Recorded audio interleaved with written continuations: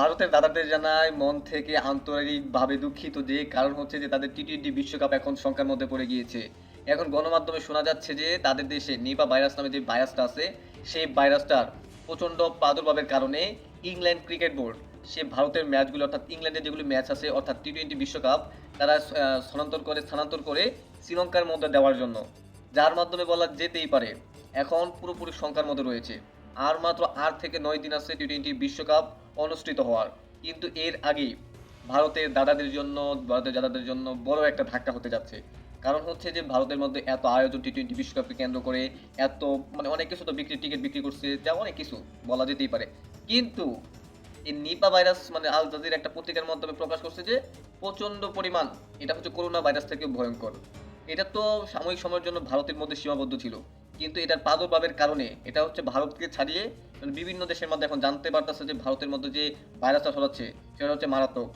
এটা হচ্ছে ইংল্যান্ড তো জানা গেছে কিছুদিন আগে, 2 থেকে 3 দিন আগে একটা ভিডিও করছিলাম যে নিপা ভাইরাস মানে পাকিস্তানের সাংবাদিক বলছিল যে নিপা ভাইরাস হচ্ছে অন্তত ভয়ঙ্কর, টি-টোয়েন্টি বিশ্বকাপ বয়কট করতে পারে ইংল্যান্ড। তবে অবশেষে সেই কথাটাই বাস্তবায়ন হলো। ভারতের দাদাদের অবস্থা তো এখন নাজেহাল। এমনিতে বাংলাদেশ টি-টোয়েন্টি বিশ্বকাপ খেলতে গেল না ভারতের মাঝে, কারণ কি ভারত কোনো মতে চেঞ্জ করবে না তাদের ভেন্যু বলতে কি, তারা বাংলাদেশকে যদি টি-টোয়েন্টি বিশ্বকাপ খেলতেই হয় তাহলে তাদেরকে ভারতের মাঠে খেলতে হবে, অন্যথায় শ্রীলঙ্কার মাঠে বা গ্রুপ কোনোভাবেই তারা চেঞ্জ করবে না। যার ফলে বাংলাদেশকে টি-টোয়েন্টি বিশ্বকাপ থেকে বয়কট করলো। কিন্তু অবশেষে টি-টোয়েন্টি বিশ্বকাপটা এখন শঙ্কার মধ্যে পড়ে গেল এই নিপা ভাইরাসের কারণে। যাই বলা যাক, ভারতের এত পণ্ডিতি এবং নিজেদের যে আবির্ভাবের একটা প্রকাশনা, সেটা হচ্ছে আস্তে আস্তে ধ্বংস হবে। আইসিসির উপর যারা একটা প্রভাব সৃষ্টি করতো বিসিসিআই, সেটার চাপ হালকা কমে যাবে। কারণ হচ্ছে যে মানে ইংল্যান্ড ক্রিকেট বোর্ড হচ্ছে এমনিতে একটা কড়া একটা ক্রিকেট বোর্ড, তারা সবসময় চায় তাদের প্লেয়ারদের সেফটি মেনটেন করে যেতে, যার কারণে তাদের প্লেয়ারদের নিরাপত্তার কারণে সেজন্য তারা ম্যাচগুলোকে স্থানান্তর করতে চায়। অবশ্যই বলা যেতেই পারে টি-টোয়েন্টি বিশ্বকাপ প্রায় 70% এখন স্থগিত হওয়ার পথে। স্পেশালি ইংল্যান্ডের ম্যাচগুলি শ্রীলঙ্কার মধ্যে যাতে করে অনুষ্ঠিত হয় সেজন্য বারবার আবেদন করছে ইংল্যান্ডের ক্রিকেট বোর্ড। আর ইংল্যান্ড ক্রিকেট বোর্ড যদি একবার আইসিসির কাছে আবেদন করে তাহলে অবশ্যই তাদেরকে রাখতে হবে। কারণ হচ্ছে যে আইসিসি বাংলাদেশ শুধু তো বাংলাদেশের ছোট টিম, কিন্তু ইংল্যান্ড কিন্তু ছোট টিম না, তাদের কথা অবশ্যই মানতে হবে, অন্যথাও তারাও টি-টোয়েন্টি বিশ্বকাপ বয়কট করতে পারে। রীতিমতো বিসিসিআই এবং আইসিসি কর্তৃপক্ষ একটা চাপের মধ্যে এখন পড়ে গেছে যে 21 দিন আগে ভারতের সাথে যে বাংলাদেশ সম্পর্কটা খারাপ ছিল, পাকিস্তানের সম্পর্ক খারাপ, এখন যদি তাদের কথা যদি না মানে তাহলে ক্রিকেটের অন্যতম একটা প্রভাবশালী টিম ইংল্যান্ডে যদি বয়কট করে টি-টোয়েন্টি বিশ্বকাপ, তাহলে বলতে গেলে বিশ্বকাপটা একদম রীতিমতো স্থগিত হওয়ার পথে এবং এশিয়া ক্রিকেটের মধ্যে বড় একটা ধাক্কা পড়তে যাচ্ছে ইংল্যান্ড ক্রিকেট বোর্ড যদি না খেলে।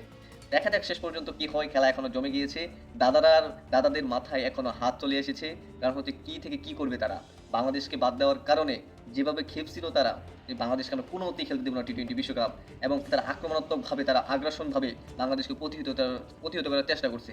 যাক বলা যাক, দেখা যাক কি হয়, টি-টোয়েন্টি বিশ্বকাপ আয়োজন হোক কিনা। অবশ্যই প্রতিটা বাংলাদেশি চাইতেছে যে টি-টোয়েন্টি বিশ্বকাপটা ভারতের মাঠ থেকে সরিয়ে শ্রীলঙ্কার মধ্যে পুরোপুরি শিফট করা হোক।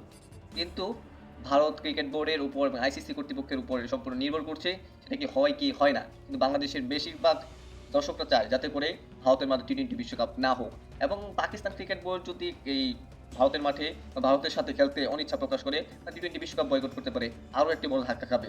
তার ফলে বলা যেতেই পারে প্রায় 400 থেকে 500 কোটি টাকার মতো একটা লস হতে যাচ্ছে এই বিসিসিআই এর। দেখা যাক কি হয় শেষ পর্যন্ত। খেলা বলতে গেলে দাদাদের এখন মাথার মধ্যে হাত চলে এসেছে, একের পর এক ধাক্কা খাচ্ছে। আগে তো হলো পাকিস্তান, এখন করলো বাংলাদেশ, কিছুদিন পরে করবে ইংল্যান্ড। আস্তে আস্তে তাদের যে একটা সিন্ডিকেট আছে আইসিসির কাছে বিসিসিআই এর, সেটা অবশ্যই ভেঙে যাবে।